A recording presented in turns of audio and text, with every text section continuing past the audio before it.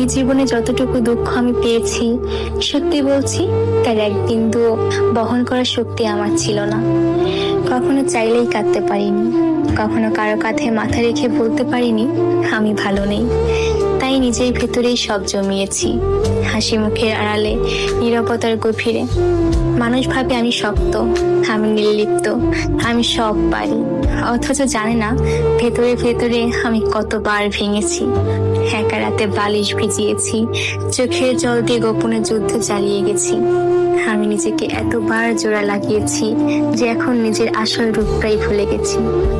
কখনো ভেবেছি হয়তো এই দুঃখগুলো সামলে নিতে পারবো, হয়তো সময় ঠিক করে দেবে সবকিছু।